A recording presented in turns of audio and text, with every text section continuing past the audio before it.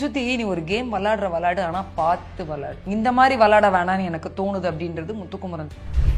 இங்க இருக்கும்போது இவளு ஒன்றும் இல்லாதவன் நினைச்சேன், ஆனா வெளியில போனா இவ ஒன்றும் இல்லாதவளா கிடையாதுன்னு எனக்கு புரியல. அது மாதிரி எனக்கு பாயிண்ட்ஸ் இருந்தது. நீ வந்து ஏன் இங்க இருக்கன்னு எனக்கு தோணுதுன்னா, கேமரா கிட்ட போய் அழுவுறது, சிம்பத்தி கார்டு பிளே பண்றது, அவங்கள டார்ச்சர் பண்ணல, எதுவுமே பண்ணல, இருக்கிற விஷயத்த கேட்டா இப்படி எல்லாம் பண்றாங்க, ப்ளீஸ் சிம்பத்தி போட்டுறாதீங்க.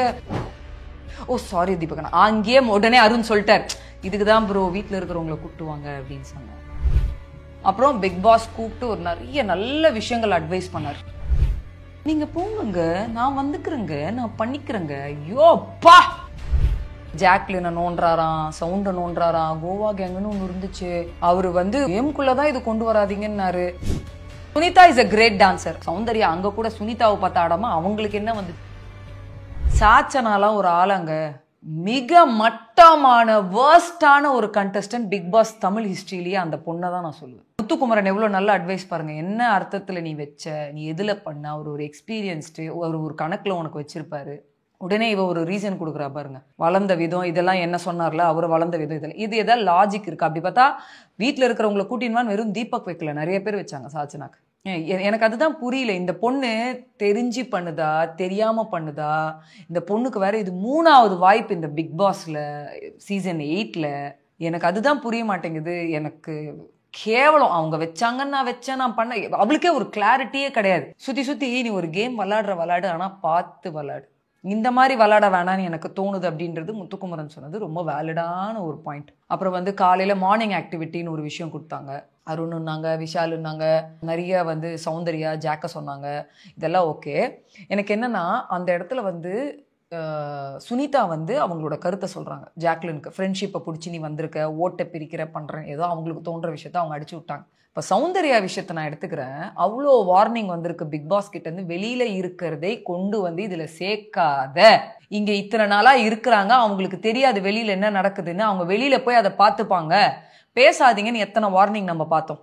ரொம்ப குறைவான நபர்களுக்கு மட்டும்தான் பிஆர் கிடையாது, தீபக் இவங்கள மாதிரி ஆட்கள் மட்டும்தான் இல்லை, எல்லாருக்குமே பிஆர் ஆட்கள் இருக்கு, ஓகேவா? நான் என்ன கேட்குறேன், எல்லா பிஆருமே ஏதோ ஒரு பாயிண்ட்ல அவங்களுக்கு தேவையான ஒருத்தவங்களை சப்போர்ட் பண்றதுக்காக கலீஜா பிஹேவ் பண்றாங்க.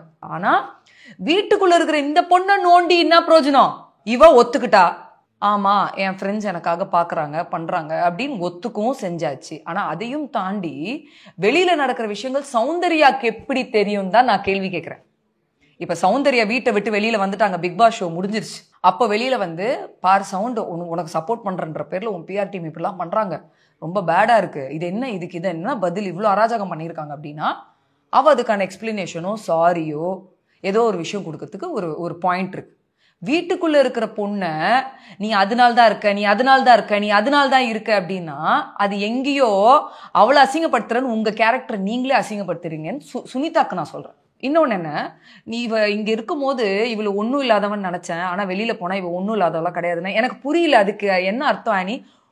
ஏங்க ஒருத்தவங்க வாழ்க்கையில ஒரு கஷ்டப்பட்டு இந்த இடத்துக்கு வர்றதுக்கு எவ்வளவு போராடுறாங்க பண்றாங்க. அவங்க அப்பா என்ன பெரிய என்ன சொல்றது, பெரிய அம்பானி ஃபேமிலியா இல்ல பெரிய கோடீஸ்வரரான்னு கேட்குற. அவரும் ஒரு பேக்கரி, ஒரு ஸ்கிராச்ல இருந்து தானே எடுத்துன்னு வந்து இந்த பொசிஷனுக்கு வச்சிருக்காரு, பண்ணியிருக்காரு. அவ வந்து இப்போ எல்லாம் என்ன ஆயிப்போச்சுன்னா, இப்போ அவங்களோட ப்ரொஃபைல் கொஞ்சம், இன்ஸ்டாகிராம் ப்ரொஃபைல் கொஞ்சம் ஃபாலோவர்ஸ் இருந்தாலோ இல்லை அவங்க ஃபோட்டோ போட்டு ரீல்ஸ் போடுறது, மாடலிங் பண்ணுறது, ஃபோட்டோ ஷூட்ஸ் பண்ணுறது, இதெல்லாம் வச்சு சீச்சி இவன் நல்லா இல்லைன்னு நடிச்சாப்பா, இவன் நல்லா தான் இருக்கானா? ஏங்க அந்த பொண்ணோட ப்ரொஃபஷனல் அதுதான். இப்போ நானுமே அந்த மாதிரி நிறைய ரீல்ஸ் போடுவேன், ஃபோட்டோ ஷூட்ஸ் பண்ணணும், இது எங்க ப்ரொஃபஷனலுக்கு சம்மந்தப்பட்ட ஒரு இதுங்க. இதனால ஏதோ ஆப்பர்ச்சுனிட்டி வருமா ஏதோ எல்லாருக்கும் ஒரு ஆசை தானே. ஒருவேளை அதெல்லாம் தான் சுனிதா பார்த்துட்டு வந்து இவ ஒன்றும் இல்லாதவன் நினைச்சேன், இவளுக்கு எல்லாமே இருக்கு, அதுதான் எனக்கு புரிய மாட்டேங்குது. ஏதாவது ஒரு லாஜிக் இருக்கா? வீட்டுக்குள்ள இருக்கிறத பேசி அட்டாக் பண்ணுமா? வீட்டுக்குள்ள இருக்கிறத பேசு, அதுதான் கேம். வீட்டுக்கு வெளியில நடக்கிறத பேசுறது, ஏன்னா அந்த பொண்ணுக்கு எதுவுமே தெரியாது. அதுதான் புரியவே மாட்டேங்குது. அந்த பொண்ணு டிக்ளேர் பண்ணிடுச்சுங்க, எல்லாருக்கும் ஏதோ ஒரு வகையா ஃபேம் இருக்கு, நான் ஏதோ கஷ்டப்பட்டு இப்போ வந்தேன், எனக்கு ஃபேம் கிடைக்கல, சரி இந்த மாதிரிலாம் எனக்கு சப்போர்ட் கிடைச்சுன்னு என் ஃப்ரெண்ட்ஸ் எனக்கு சப்போர்ட் பண்றாங்க, ப்ரொமோஷன் வேலை பார்க்குறாங்க, இந்த மாதிரிலாம் சப்போர்ட் இருந்துச்சுன்னா மேபி எனக்கு ஒரு ரீச் கிடைக்கிறதுனால ஒரு படமோ ஒரு சீரியலோ பண்றதுக்கு எனக்கு ஒரு வாய்ப்பு கிடைக்கும், ஆமான்னு சொல்லி டிக்ளேர் பண்ணியாச்சு. அவங்க ஏதோ இந்த பொண்ணுக்கு சப்போர்ட் பண்றன்ற பேர்ல தேவையில்லாத அன்வான்ட் வேலைங்கெல்லாம் பண்ணி வச்சிருக்காங்க போல இருக்கு. அது தப்பு தான், நான் அதை கரெக்டே பண்ணலாம். ஆனா வீட்டுக்குள்ள இருக்கிற இவ்வளவு டார்கெட் பண்ணி என்ன கிடைக்க போகுதுன்றது தான் நான் கேள்வி கேட்கிறேன். இதெல்லாம் நான் சொல்லவா ஏன் நடக்குதுன்னு. நேத்து நைட்டு இது இன்னைக்கு 1 hourல கொஞ்சமாவது காட்டுவாங்கன்னு நினைச்சா காமிக்கல. ஆனா நான் பார்த்தேன், நேத்து நைட்டு லைட்ஸ் ஆஃப் பண்ண பிறகு ஒரு 2 மணி நேரத்துல இருந்து 3 மணி நேரம் வரைக்கும் யாரெல்லாம் கண்டஸ்டன்ஸ் உள்ள போனாங்களோ அவங்களுக்குள்ள ஒரு மீட்டிங். அந்த மீட்டிங்ல தலைவன் யார் தெரியுமா? ரவீந்தர் வந்து கிங் மேக்கர். செஸ் போர்டுன்னு ஒரு கான்செப்ட் போச்சு பாத்தீங்களா இந்த வீட்டுல முன்னாடி, ஜோக்கரு செஸ் போர்டு, யாரை தூக்கணும் யார, அந்த மாதிரி ஒரு செஸ் போர்டு. அதுல எல்லா சிப்பாய்கள் தான். முத்துக்குமரனுக்கு எப்படி பிகினிங்ல வந்து பாய்ஸ் டீம்ல எல்லாம் பூம் பூம் மாட் மாதிரி தலையாட்டினாங்களோ, இப்ப இவரு உட்காந்து பேசுறதுக்கு எல்லாம் தலையாட்டுறாங்க. இந்த கண்டஸ்டன்ஸ்க்கும் ஜனங்களுக்கும் அவர் கம்யூனிகேட் பண்ணணும், ஒரு விஷயத்த ரீச் பண்ணணும்னு நினைச்ச விஷயம் என்ன தெரியுமா? முத்துக்குமரனை டச் பண்ண முடியாது. இன்னொன்னு, நான் முத்துக்குமரனை டார்கெட் பண்ண முடியாது. ஏன்னா முத்துக்குமரனுக்கு நான் வீட்டுக்கு வெளியில பயங்கர பூம் கொடுத்துட்டேன், பயங்கரமா சப்போர்ட் பண்ணிட்டேன். இங்க வந்து நான் முத்துக்குமரனை டச் பண்ணா நல்லா இருக்காது. இன்னொன்னு, குறைவான டைம் இருக்கு. இப்போ என்னால அவனோட இதை கலைக்க முடியாது. இன்னும் கொஞ்சம் டைம் கொடுத்தா நான் கலைச்சிருவார் அவர். முத்துக்குமரனோட இந்த பேஸை வந்து நான் கலைச்சிருவேன். அதனால நான் வெளியிலேயே சப்போர்ட் பண்ணதுனால இங்க நான் இது பண்ண முடியாது. சோ அவர் என்ன சொல்றாரு? முத்துக்குமரனை யாரும் டச் பண்ணாதீங்க. பேசி பேசி பேசி பேசி மண்டைய கழுவுறார். முத்துக்குமரனை யாரும் டச் பண்ண வேணாம், தீபக்கையும் யாரும் டச் பண்ண வேணாம். நம்ம யாரை டச் பண்ணணும்? ஜாக்லின் சௌந்தர்யாவை டச் பண்ணணும், டார்கெட் பண்ணணும். இவங்களை யாராவது வெளில போனாங்கன்னா நம்ம அங்க போய் உட்காரலாம். சோ அவங்கள வந்து டார்கெட் பண்ணுவோம்னு சொல்லி இந்த கும்பல் எல்லாம் உட்காந்து இவர் சொல்றதுக்கெல்லாம் தலையாட்டி மண்டையெல்லாம் ஆட்டி ஒரு பிளான் போட்டுட்டாங்க. சோ அதோட வேலை தான் காலையில ஸ்டார்ட் ஆயிடுச்சு. அதுக்கப்புறம் நம்ம வர்ஷினி மேடம் இருக்காங்கல்ல, வர்ஷினி மேடம், நான் அங்கேயே ஒன்று சொல்லணும்னு நினைச்சேன், நான் மறந்துட்டேன், எனக்கு பாயிண்ட்ஸ் இருந்தது அப்படின்னு சொல்லி போற பொண்ணை கூப்பிட்டு சொல்றாங்க. ஏற்கனவே அந்த பொண்ணு உடஞ்சிருச்சு, பிரேக் டவுன். இந்த மாதிரி எனக்கு பாயிண்ட்ஸ் இருந்தது, நீ வந்து ஏன் இங்க இருக்குன்னு எனக்கு தோணுதுன்னா கேமரா கிட்ட போய் அழுவுறது, சிம்பத்தி கார்டு பிளே பண்றது, வைத்தறிச்சலுங்க. எல்லாருக்குமே வைத்தறிச்சல். விஷால் ஃப்ரெண்டுன்றீங்க, இவங்க 2 பேர் உள்ள வரும்போதே எனக்கு வர்ஷினியை தெரியும், எனக்கு விஷாலு தெரியுன்ற மாதிரி இவங்க உள்ள வைல்ட் கார்டு உள்ள வரும்போது ஒரு மீட்டிங் நடந்தது. அப்போ விஷாலுமே எங்கேயோ ஒரு இடத்துல கொஞ்சம் மிஸ்டேக் பண்ணியிருக்காருல்ல. அப்போ நீங்க என்ன கேட்கணும்? விஷாலுமே கேள்வி கேட்கலாமே, இந்த வீட்டுக்கு வந்து நீ கேமை தவிர நிறைய விஷயங்கள் பண்ணியிருக்கே, லவ் ட்ராக் அந்த மாதிரிலாம். அப்போ எனக்கு என்னமோ இந்த வீட்டில் நீ இருக்கிறதுக்கு தான் தகுதி கிடையாது, இதை வச்சுதான் நீ இந்த வீட்டில் சஸ்டெயின் ஆன, நீ ஏன் விஷாலை இவங்களெல்லாம் டார்கெட் பண்ணல? சவுண்டுக்கு வந்து ஆல்ரெடி நான் தான் சொன்னல, ரொம்ப பிரேக் டவுன் ஆகி அவங்க போய் பயங்கரமா அழுதுன்னு இருக்காங்க. இவங்க பாருங்க கேமராக்கு போயிட்டு என்ன பேசுறாங்க பார்த்துக்கோங்க ஜனங்களே, மறுபடியும் ஸ்டார்ட் பண்ணிட்டாங்க, சிம்பத்தி கார்டு ப்ளே பண்ணுறாங்க. இதை தான் நீங்கள் நம்பாதீங்க, பண்ணாதீங்க. எனக்கு தெரிஞ்சு சவுண்டு போய் கேமரா முன்னாடி அழுதுன்னு இல்லை, இவங்க தான் கேமரா முன்னாடி தேவையில்லாத ஒரு ட்ராமா பண்ணின்னு ஒரு சீன் போடுறாங்க. இதுக்கு நடுவில் நம்ம சாச்சம்மா தேவி இருக்குல்ல, பிசாசு, குட்டி பிசாசுன்னு தானே பேர் வாங்கினாங்க மேடமு டெவில் டாஸ்கில். அந்த அம்மா நடுவில் வந்து சொல்கிறாங்க, நடிப்பு இதெல்லாம் நாங்க எதுவுமே அவங்கள டார்ச்சர் பண்ணல, எதுவுமே பண்ணல, இருக்கிற விஷயத்த கேட்டா இப்படி எல்லாம் பண்றாங்க, ப்ளீஸ் சிம்பத்தி ஓட் போட்டுறாதீங்க. நம்ம ஜெஃப்ரிய தோப்பு கர்ணம் போட வச்சாங்களே ஞாபகம் இருக்கா? அதுக்கு போய் உள்ள அழுதாங்களே ரோஸ்ட் பண்ண உடனே எனக்கு முத்து அண்ணா தான் வேணும் அப்படின்னு போயிட்டு முத்து அண்ணாவை கட்டி பிடிச்சின்னு ஒரு சீன் போட்டாங்களே. அப்போ அதெல்லாம் நடிப்பா? நீ நடிச்சியே, அப்போ உனக்கு என்னன்னா நீ நடிச்சிருக்க, அதனால்தான் அது மத்தவங்க பண்ணும் போதும் உனக்கு நம்பிக்கை வர மாட்டேங்குது, அவங்களும் நடிக்கிறாங்கன்னு ஒரு போர்ட்ரே பண்றீங்க. வாவ்! ரவீந்தர் சாருமே ஏஞ்சி சௌந்தர்யா ஏன் இருக்கக்கூடாது, விஷால் ஏன் இருக்கக்கூடாது அப்படின்றது கேமை சம்பந்தப்பட்டு சொன்னார். அவர் தான் பிளானோட ஹெட்னு வச்சுக்கோங்க. ஆனா அவர் கரெக்டா பாருங்க கேம்ல நடக்கிறத பத்தி தான் பேசினார். இல்ல இன்னைக்கே அந்த ஜால்ரா பாய்ஸ்ன்ற வார்த்தையை மென்ஷன் பண்ணாதீங்கன்னு தீபக் சொல்றாரு. அங்க இருக்கவங்க யாருக்குமே அவர் அப்படி பேசும்போது ஒரு மாதிரி ஹாப்பியா இல்ல. ஆனா அவர் பேசுவாராமே ஆனி, அவரு பேசுவாராமே, அதுக்காக தான் அவர் வந்திருக்காராமே. அவரு கேம் விளையாடவோ, நல்ல பேர் சம்பாதிக்கவோ, ஒரு நல்ல ஒப்பீனியன் சம்பாதிக்கவோ ஜனங்க முன்னாடி வரல. அவரு வந்து பழி தீக்க வந்திருக்கார். உங்களுக்கு புரியுதா நான் சொல்றது? நல்ல எண்ணத்துல வரல, பழி தீக்க வந்திருக்காரு. அதுலயும் ஒரு காமெடி பண்ணார். அவர் பஃபூன்ன்றதை நிரூபிச்சிட்டாரு. என்ன தெரியுமா? இந்த ஜால்ரா பாய்ஸ் விஷால் அண்ட் தீபக்ன்ட்டாரு, அருண் பேரை மறந்துட்டாரு. உடனே சிரிப்பு வந்துருச்சு. சிரிப்பு வந்துட்டு கேக்குறாங்க, விஷால் கேக்குறாரு, நீங்க ஜால்ரா பாய்ஸ்ன்னு எங்க 2 பேர், மீதி 2 பேர் வீட்டுக்கு வெளில இருக்காங்க, புதுசா தீபக்கையும் சேர்த்திருக்கீங்களா அப்படின்னு. தீபக் அண்ணாவை நான் சேர்த்தனா? தீபக் ஆமாமா என் பேர் சேர்த்து. ஓ சாரி தீபக் அண்ணா. அங்கேயே உடனே அருண் சொல்லிட்டார், இதுக்குதான் ப்ரோ வீட்டுல இருக்கிறவங்களை கூட்டுவாங்க அப்படின்னு சொன்னேன். இப்ப நான் கேக்குறேன், யார் கண்ணுல யார் விரல் விட்டாட்றா? சாச்சனா ஒரு காரணம் சொன்னாங்க பாத்தீங்களா, பாத்திரம் கழுவாம இருக்கிறதுக்கு ரயானை கூப்பிட்டு புதன் இங்க கொஞ்சம் வாங்கன்னு சொல்லி. என்ன தெரியுமாங்க, காலையில இருந்து கூப்பிட்டு இருக்காங்க. இந்த அம்மா ஏதோ சாப்பிட்டு இருக்காங்க. காலையில இருந்து அவர் சொல்லிட்டு இருக்கிறாரு கழுவ சொல்லி, தோ வரேன் நான் பண்ணிடுறேன்னு வரல. சாயந்தரம் அவர் சொல்லிட்டாரு, காலையிலேருந்து கூப்பிட்டா வரமாட்டீங்க, பாத்திரம் க்ளீன் பண்ணி வச்சல, அது காஞ்சி போய் ஒரு மாதிரி ஆயிடும்னு கூப்பிட்டாரு. அங்கேயுமே ஆட்டிடியூட் பார்த்தீங்களா உட்காந்துட்டு, நீங்க போங்கங்க, நான் வந்துக்கிறேங்க, நான் பண்ணிக்கிறேங்க. ஐயோப்பா, சத்தியமா நீ எனக்கு அந்த பொண்ணு ஏன் இப்படி, எதுனால இப்படின்னு எனக்கு தெரியல. அப்புறம் உள்ள வந்துட்டு கழுவி முடிச்சுட்டு ஒரு காரணத்தை சொல்லிச்சு பார்த்தீங்களா, அதில் சிக்கன் இருந்தது, எனக்கு கழுவுறதுக்கு ஒரு மாதிரி இருந்துச்சு. அருண் நான் அதுக்கு தான் எனக்கு என்ன சிரிப்பு தெரியுமா, சிவகார்த்திகேயன் அவர்கள் வந்து அமரன் படத்துக்காக கண்டஸ்டன்ஸ்க்கு பிரியாணி எல்லாம் அமிச்சாரு. அப்ப மேடம் வந்து இலையை விரித்து விட்டு சிக்கனை போடுவதென்ன, பிரியாணி போடுவதென்ன, நல்ல முக்கு முக்கு முக்கு என்று முக்கி விட்டு, ஆனால் சிக்கன் பட்ட பாத்திரத்தை கழுவுறதுக்கு ஒரு மாதிரியாக இருக்கிறதாம். என்ன அநியாயம். சாச்சம்மா தேவி நிறைய அதான் சொல்லுவான் அவங்களுக்கு, ஜனங்க நாங்கெல்லாம் சேர்ந்து காது ஃபுல்லா சுத்தி குத்தி வச்சிருக்கேன், நீ உட்காந்து இதுக்கு மேல எல்லாம் குத்த முடியாது. அது ஒரு தேவையில்லாத ஒரு டிராமா ஆட்டிடியூட். அந்த பொண்ணுக்கு என்ன தெரியுமா, 3வது தடவை இந்த வீட்டுக்கு வந்திருக்குன்ற ஒரு ஆணவம் கேவலமா இருக்கு, சுத்தமா கேவலமா இருக்கு. இன்னொரு காமெடி சொல்லட்டுமா, வீட்டுக்கு வந்த புதுசுல இவர் கேட்குறாரு ரவீந்தர், என்னம்மா தர்ஷிகா ஏன் வரல நம்ம கூட அப்படின்னா, நான் கேட்டுட்டேன் சார், நான் கேட்டேன், அவங்க சொன்னாங்க இல்லடா என்னை கூப்பிடல அப்படின்னு சொன்னாங்க. அப்படியா, அவங்க கூப்பிடலையா? ஆமாம் சார். உங்களுக்கு தெரியலையா, அதாவது நான் தான் சார் லாஸ்ட்டு, எனக்கு அப்புறம் சத்யானா தர்ஷிகா அவங்களாம் யாரும் கூப்பிடல, என்ன தான் லாஸ்ட்டாக வச்சுருக்காங்க. ஜனங்க வந்து வெளியில் ஃபீல் பண்ணுறாங்களாம் சார், இவங்கெல்லாம் ஒரு கண்டஸ்டன்ஸாக டாப் 8ல் இருக்கிறாங்க, டாப் 5க்கு வேற வர போகிறாங்க, இவங்கெல்லாம் தான் வரணும் அப்படின்னு சொல்லி நம்மளை கூப்பிட்டுருக்காங்க சார். ஜனங்க ஃபீல் பண்ணி பிபி டீம் வந்து இவங்களை கூப்பிட்டுருக்கான் வீட்டுக்குள்ள. இது 24 ஹவர்ஸ்ல பார்த்தேன் நான். ஜனங்க வந்து ஃபீல் பண்றாங்களா, நீ இவங்கெல்லாம் டாப் 5ல இருக்கணும், இவங்க தான் தகுதியானவங்க, ஐயோ இவங்க போயிட்டாங்களே, இவங்கெல்லாம் ஒரு ஆளா, ஐயாப்பா. ஜாக்லினை நோன்றாராம், சவுண்டை நோன்றாராம், கோவா கேங்குன்னு ஒன்று இருந்துச்சு, அது என்னாச்சு, அவரு வந்து கேமுக்குள்ளதான் இது கொண்டு வராதிங்கன்னாரு, ஆனா நீங்க 4 பக்கமா பிரிஞ்சிட்டீங்களே அப்படின்னு அவர் ட்ரிகர் பண்றாராம். உடனே ஜாக்லின் சொன்னா, அப்படிலாம் கிடையாது, நாங்க ஃப்ரெண்ட்ஸா தான் இருக்கோம், நல்லா தான் பழகிறோம். சௌந்தர்யா எப்பயும் போல அவங்களோட ரீசன் அவங்க சொன்னாங்க, எனக்கு இந்த ஃப்ரெண்ட்ஷிப் என்னை பாதிக்குதுன்னு தோணுச்சு, அதனால நான் இதுவா இருக்கேன் அப்படி இப்படின்னு ஃபர்ஸ்ட்லேருந்தே கொடுக்குற ஆன்சர் தான் கொடுக்குறாங்க. அவர் ட்ரை பண்றாராம்ப்பா, ட்ரிகரிங் பாயிண்ட் ட்ரை பண்றாராம், எப்படியாவது நோண்டி இவங்களை வந்து ஒரு மாதிரி ஒரு கலீஜான ஒரு பிஹேவியரை வெளியில கொண்டு வரணும், சண்டையை கொண்டு வரணும், ஏதோ ஒன்று ட்ரை பண்ணணும். அதுக்கப்புறம் சொல்றாரு, யாரு இந்த வீட்டில் யார் சேஃப் பிளேயர்னா சவுண்ட் சொல்றாங்க முத்துக்குமரன் தீபக். சரி, முத்துக்குமரனை கூட கேட்டீங்க பண்ணீங்க, ஏன் தீபக்கை கேட்கல, இந்த வீட்டில் அவர் தான் பயங்கரமான சேஃபஸ்ட் பிளேயர் அப்படி இப்படி இப்படி எல்லாம் சம்பவம் முடியுது. வந்து உட்கார்றாரு தீபக், வந்து உட்கார்றாரு. இது 24 ஹவர்ஸ்ல வந்துச்சு, ஏன் 1 ஹவர்ல கட் பண்ணாங்கன்னு தெரியல. இந்த சாச்சனா பாத்திரம் கழுவுறது இல்லாம உட்காந்து கேட்டுன்னு இருக்காங்க.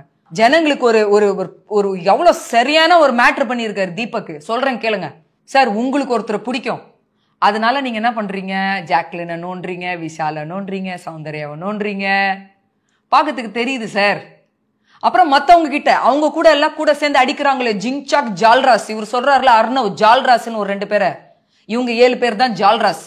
அதுல வந்து கொஞ்சம் தர்ஷா ரியாவெல்லாம் பக்கத்துல வச்சிடலாம், அவங்கெல்லாம் அவ்வளோ ஜால்ரா இதுல வரமாட்டாங்க, அவங்கள பக்கத்துல வச்சிருவோம்.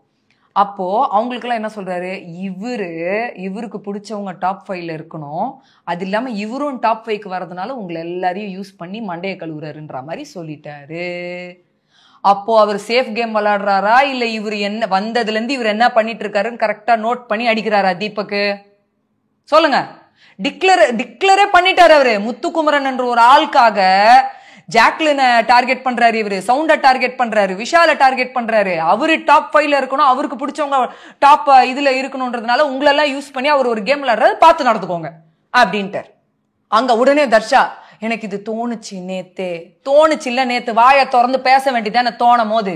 உடனே ரவீந்தருக்குலாம் எப்படி இருந்திருக்கும், அடா பாவி, நான் என்னமோ ஒரு கணக்கு போட்டா நீ ஒன்று போட்டு அடிக்கிறியடா அப்படின்ற மாதிரி இருந்திருக்கும். அதுதாங்க உண்மை, அதுதாங்க அவர் அதுதாங்க பண்றாரு. அதை கரெக்டா புரிஞ்சுக்கிட்டு அடிச்சிருக்காரு, சரியான அடி அது. எனக்கு அதுதான் ஆத்திரம். அதெல்லாம் 24 ஹவர்ஸ்ல போடுறீங்க, 1 ஹவர்ல கொண்டு போக. சாச்சனா சண்டை போடுறது, சாச்சனா உட்காடுறது, சாச்சனா தூங்குறது, இதே போடுறீங்க. ஏன் போடுறீங்க? ஜனங்க கிட்ட மறைச்சு என்ன பண்ண போறீங்க? 24 ஹவர்ஸ்ல எப்படி ஜனங்க பார்க்க போறாங்க, அது ஏன் 1 ஹவர்ல பார்க்க கூடாது? எனக்கு அந்த பாயிண்ட் எல்லாம் வேற லெவல். அதுக்கப்புறம் ஜாக்லின் வந்து அவங்களோட கேம் பத்தி ஒன்று பேசிட்டு இருக்காங்க. சார், நீங்க வந்து எங்க 8 பேர் கூட விளையாடுறேன் அப்படின்னு நினைக்கிறீங்க, உங்க கூட இன்னொரு 7 பேர் வந்திருக்காங்க, அவங்க கூடயும் விளையாடுங்கன்ற மாதிரி ஒரு டிஸ்கஷன் போகுது. எப்படிமா நீ எனக்கு சொல்லு அப்படின்னோடனே, இருங்க சார் நான் சொல்றேன் அப்படின்னும் போது சாச்சனா அந்த பீம் பேக்ல உட்காந்துட்டு சொல்லுங்க மேடம், திமிரு பாத்தீங்களா, சொல்லுங்க மேடம். உடனே ஜாக்லின் சரியான அடி. என்ன சொன்னாங்க? இருங்க மேடம், சொல்றேன் மேடம், எனக்கு தெரியும் மேடம் சொல்றதுக்கு. யாருக்கிட்ட? சாச்சனா மாதிரி எத்தனை பேரை பார்த்திருக்கோம் ஜாக்லின்.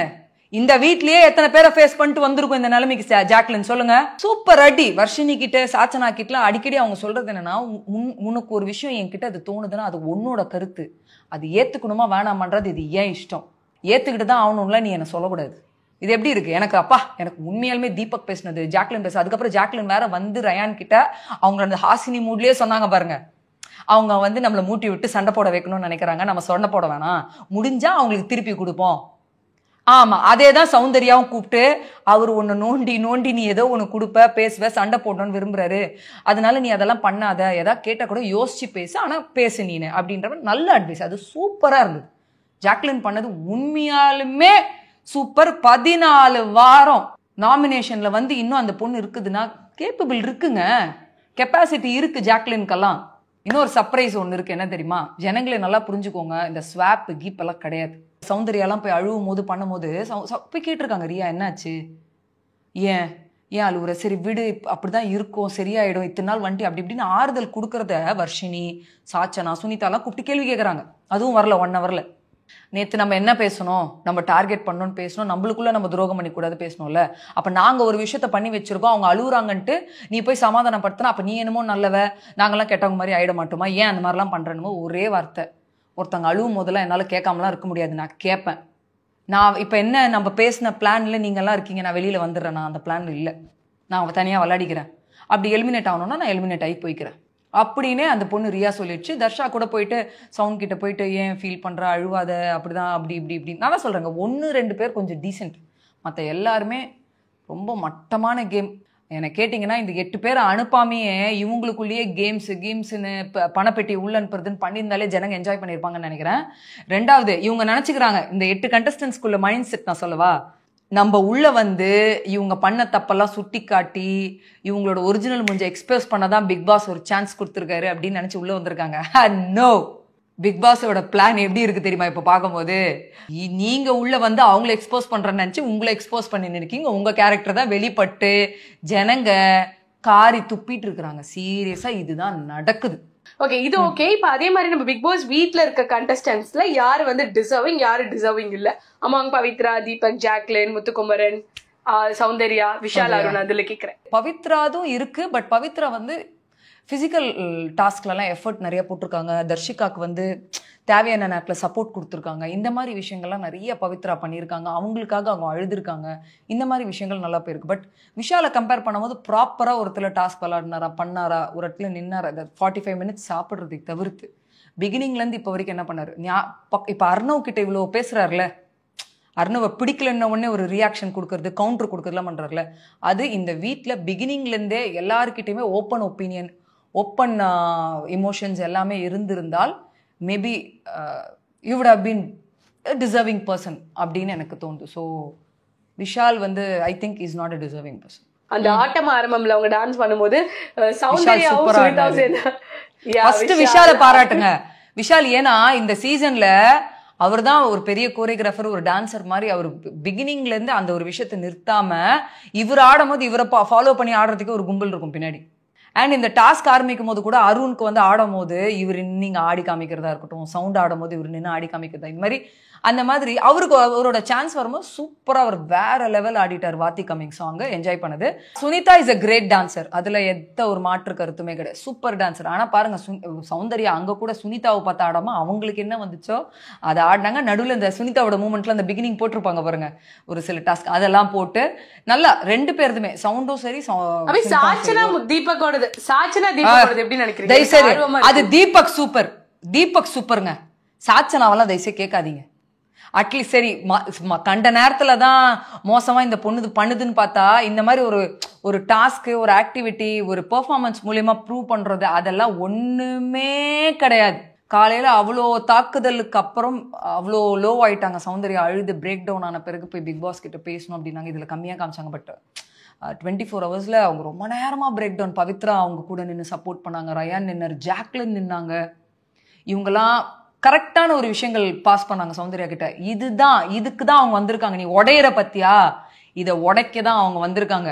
பவித்ரா இதுவும் சொல்லுவாங்க, ஈவில் அண்ட் ஏஞ்சல் டாஸ்க்ல எப்படி டெவில் வந்து என்ன பண்ணும், ஏஞ்சல உடைக்க ட்ரை பண்ணும்ல, அதை தான் பண்றாங்கன்றதும் பவித்ரா சொல்றது எல்லாமே இந்த இந்த இந்த ஒரு சப்போர்ட் இருந்ததுல சௌந்தர்யாக்கு. That was very nice.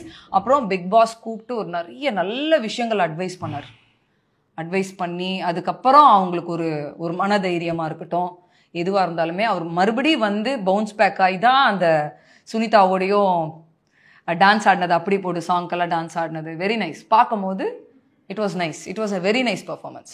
கமெண்ட்ஸ்ல வந்து நம்ம ஆல்ரெடி கொடுத்த ரிவ்யூஸ் பத்தி இருக்கு. அது இல்லாம வந்து எப்பயுமே உங்களை மிஸ் பண்றேன் நிறைய கியூட்டா சொல்லுவாங்க. அதுல ஒருத்தவங்க சொல்லியிருக்காங்க, நான் படிக்கிறேன். ஹலோ அபி, நான் பிக் பாஸை விட நீ சொல்றத பார்க்க தான் ரொம்ப ஆசையா இருக்கும். நான் பிக் பாஸை பார்க்கும் போதே அங்க ஏதாவது பிரச்சனை நடந்தா நாளைக்கு அபி ரிவ்யூல இத பத்தி என்ன பேசுவாங்கன்னு தான் எனக்கு ஃபர்ஸ்ட் தோணும். அந்த அளவுக்கு நீங்க சொல்றது எனக்கு பிடிக்கும். உங்க அம்மாவை எனக்கு தெய்வ மகள்ல ரொம்ப பிடிக்கும். உங்களை மதுமத்தியில ரொம்ப பிடிக்கும். நீங்கெல்லாம் ஒரு ஜென்யூனான சப்ஸ்கிரைபர்ஸ். என்னோட ரிவ்யூவை வந்து அவ்வளோ ஃபாலோ பண்ணுறீங்க, அதை நான் ரொம்ப ரெஸ்பெக்ட் பண்ணுறேன். Thank you so much. அம்மாவை கண்டிப்பாக நீங்கள் கேட்டீங்க அப்படின்னு நான் சொல்கிறேன். And thank you for mentioning my Madhumathi movie also. And சீரியஸாக எல்லாருமே யாரெல்லாம் இதை இவ்வளோ வேல்யூ பண்ணி என்னை மிஸ் பண்ணுறேன்னு சொல்கிறீங்களோ உங்கள் எல்லாரையுமே நான் ரொம்ப பேடாக மிஸ் பண்ண போகிறேன். Really miss you so much. கண்டிப்பாக ஏதாவது ஒரு தருணம் வரும். The universe will make us to meet again and again. அப்படி நாங்களும் முதல் நாளிலிருந்து இன்று வரை தொடர்ந்து பார்த்து வருகிறோம். ஆனால் நீங்கள் எங்கள் பெயரை சொல்லவே இல்லை. முகமது யூசுப். ஓ, தேங்க்யூ முகமது யூசுப், ரொம்ப நன்றி. ரொம்ப இந்த லவ் தாங்க எங்களுக்கு ரொம்ப வேல்யூபிள். ரொம்ப வேல்யூ பண்றவங்கள மீன்ஸ் அ லாட். மலர் அப்படிங்கிறவங்க வந்து டைப் பண்ணிருக்காங்க, ஹாய் அபி அக்கா, நீங்க மைண்ட் ரீடிங் பர்சனா இவ்வளவு அக்யூரேட்டா சொல்றீங்க review. Such a good one அக்கா. நீங்க என் ஹஸ்பண்ட் ஏர்லி மார்னிங் ஒர்க் போவாங்க, உங்க ரிவ்யூக்காக நான் அவரை சீக்கிரமா அனுப்புறேன். Because my day was started with you only அப்படின்ட்டு. மைண்ட் ரீடிங் அப்படின்றத தாண்டி நான் பாக்குறேன், எனக்கு தோன்ற விஷயங்களை சொல்றேன். ஏன்னா ரிவ்யூ பண்றது சின்ன விஷயம் கிடையாது. ஒரு பெரிய ரியாலிட்டி ஷோவை ரிவ்யூ பண்றேன் அப்படின்னா நான் ரொம்ப சின்சியரா உட்காந்து அந்த ஷோவை பார்க்கணும். ஸோ நீங்கள் பிக் பாஸையும் தாண்டி அதில் நான் என்ன யோசிக்கிறேன், நான் என்ன சொல்கிறேன் அப்படின்றதையும் நீங்கள் வெயிட் பண்ணி எனக்காக பார்க்குறீங்கன்னா அதுக்கு ஜென்யூனாக இருக்கணும்னு நான் நினைக்கிறேன்.